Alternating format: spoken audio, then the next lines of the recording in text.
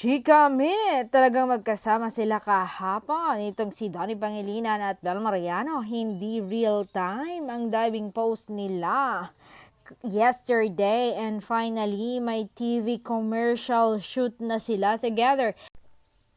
Excited kung ano naman, hindi na pinost ni D kasi di naman daw yon real time. Haha, eme. Ito nga ang video, panoorin ninyo. Ito ang patunay.